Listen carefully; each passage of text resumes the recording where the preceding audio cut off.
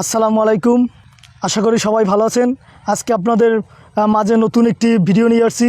ভিডিওটা হলো যে এই বর্ষা মৌসুমে এক ভাই তরমুজ চাষ করেছে আমাদের বরগুনা সদর উপজেলার নয়নাঙ্গেম বালিয়াতলী ইউনিয়নের মাইঠে গ্রামের প্রিয় জুলাস ভাই। সে দেখিয়ে দিয়েছে যে বর্ষা মৌসুমে তরমুজ চাষ করেও ভালো আয় করা যায়। আপনার তরমুজগুলো খেতে ভালো, সুস্বাদু এবং দারুণ। তো সবাই ভিডিওটি দেখেন।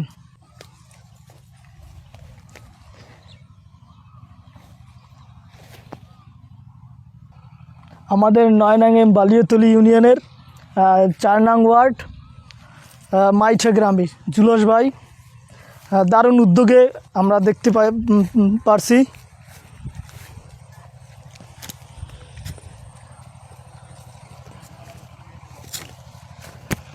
আপনারা যাই এত সে অনেক জমিতে মানে চাষ করেছে, যা ঘুরতে আমাদের প্রায় 10 মিনিট সময় লাগবে।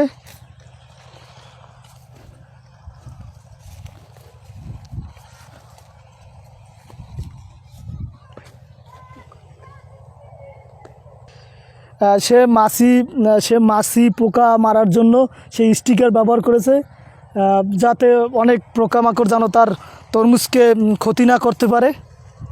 এই দেখেন কত সুন্দর ফল। এই ফলগুলো খুব মিষ্টি হয় আর বর্ষা মৌসুমে ভালো হয়।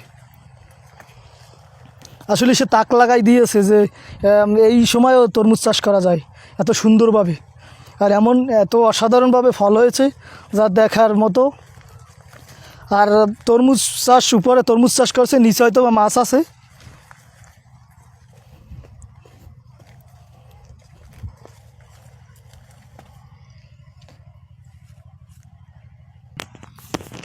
আপনারা দেখেন এই যে তার কত বড় বিশাল প্রজেক্ট। আর কিছুক্ষণের ভিতরেই তার মুখ থেকে আমরা বাকি কথা শুনবো।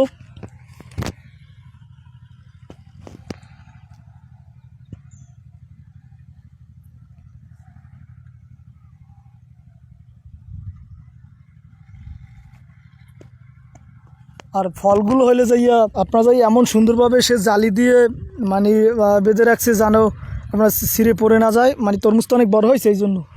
আর এখানে আমি ঘুরতে এসে দেখি যে আমাদের এলাকার প্রিয় ভাই রুবেল ভাই, সেও একজন কৃষিবিদ। সে অনেক ওষুধ মানুষকে ভালো পরামর্শ দেয়, এবং এসে দেখি সেও মানে তরমুজ এত সুন্দর ফল হয়েছে যা সেও দেখে খুব খুশি, সেও আনন্দিত, এবং সেও সবাইকে পরামর্শ করে যে এমন উদ্যোগ নেয় যেন সবাই সচ্ছল হয়। এই আশাই সে করে।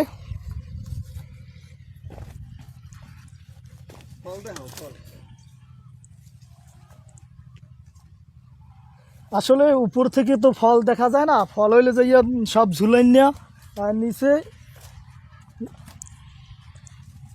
অনেক সুন্দর ফল হয়েছে।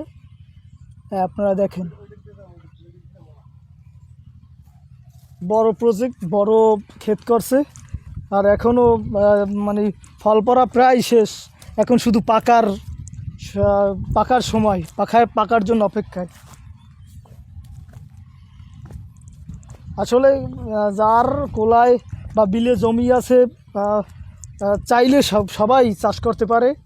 এমন সুন্দরভাবে জুলাস ভাইয়ের পরামর্শ নেবে, বা আমাদের এই প্রিয় রুবেল ভাই আছে তার সাথে পরামর্শ করলে হয়তো বা সে ভালো পরামর্শ দেবে এবং সুন্দরভাবে চাষ করতে পারবে, এবং সে ভালো ফলাফল পাবে এই আশাই করি।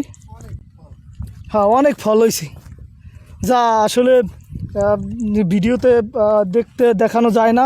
কাছ থেকে দেখলে হয়তো বা ভালো আরও দেখতে পারবেন। এই দেখেন, এই যেভাবে আমরা গ্রামে কদু চাষ করি এরকম দিয়ে ওইভাবে কি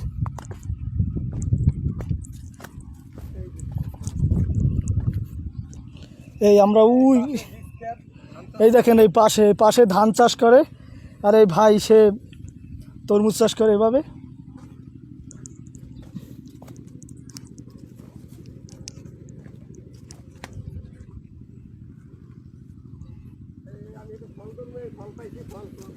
এই আমাদের রুবেল ভাই দেখবেন যে একটা সে ফল ধরতেছে, এই দেখেন খুব সুন্দর। ভাই কিছু বলবেন? আসো আগে দেখি। দেখেন কত সুন্দর। চাইলে সব সম্ভব, চাইলে জুলস ভাইয়ের মতো পরিশ্রম করে আপনারা ফলাতে পারবেন।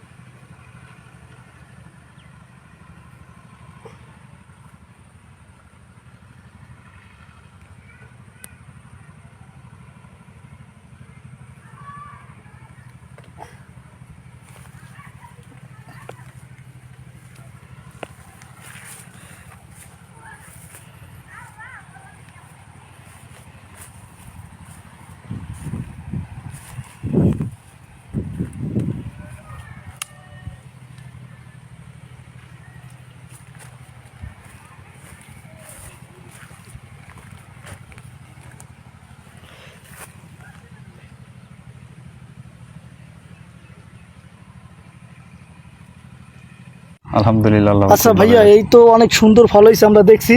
আসলে আপনি কতটুকু জমিতে চাষ করেছেন? আমি এখানে 2.5 বিঘা জমি আছে।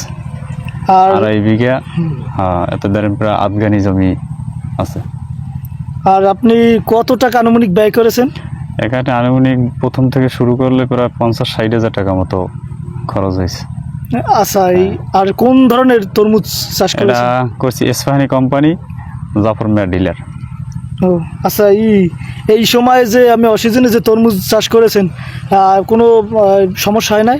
না, সমস্যা তো যত বৃষ্টি বেশি হবে ততই আবার ওই ছত্রাকনাশক ঔষধটা বেশি ব্যবহার করা লাগবে।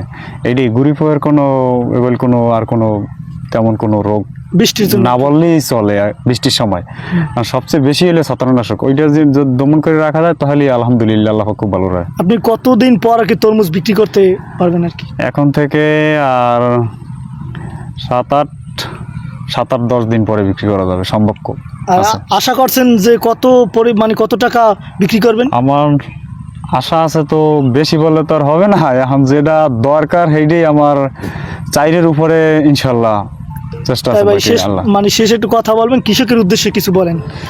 না, যদি কোনো কৃষক দেওয়ার ইচ্ছুক থাকে তাহলে ইনশাল্লাহ আমি যেটুকু জানি বা দিছি জানছি, ইনশাল্লাহ সবাই আমি ভাই পদ্ধতি দেখাই দেবো। বা কেউ যদি আসে যে ভাই আমি তরমুজটা দেখাই দেন, কীভাবে ব্যবহার করবো, কীভাবে দেবো, ইনশাল্লাহ দেখাই দেওয়া যাবে। আর তরমুজ চাষ করার আগের থেকেই পরিকল্পনা করা লাগবে যে মালচিং দিয়া, পলিথিন দিয়া তরমুজ চাষ করতে বর্ষার সময় পলিথিন দিলে আমার সারের ভেজা হবে না, আপনার ঘাস হবে না, বদলা খরচ কম লাগবে, যথেষ্ট পরিমাণ আমার উপকার আসে। দেখেন যেটা তরমুজ এখনই আমার পিছনে যে তরমুজগুলো আসে, মাল্টিং প্রত্যেকটা গাছের পিসকে হিসাবে 3 পিস করে তরমুজ আছে। সুন্দর 1300 গাছে নর্মালে 3-39 ও 4000 ফল আছে। এখন বেচার উপযুক্ত 4000 ফল আছে। তারপর যা কিট বা ছোট ওগুলো তো অফসাইজ হয়েই যায়, এটা হবেই সাধারণ। আর এই যে আমার পানি বেড়ের ভিতরে আমার নর্মালে 10 মণ মাছ আছে, রুই আছে, গ্রাস আছে বা পুডি, অন্য ধরনের সবই আছে, খালি কোরাল আর বোয়াল নাই। আর তো হৌলও আছে, চ্যাংও আছে, সব মাছই আছে। একই জায়গায় বিভিন্ন ঔষধ প্রয়োগ করতে হবে যেন মাছ না মরে, হিসাব করে কাজ করতে হবে। হিসাব ছাড়া কোনো কিছু বলা যাবে না। ধন্যবাদ ভাইয়া, ইনশাল্লাহ।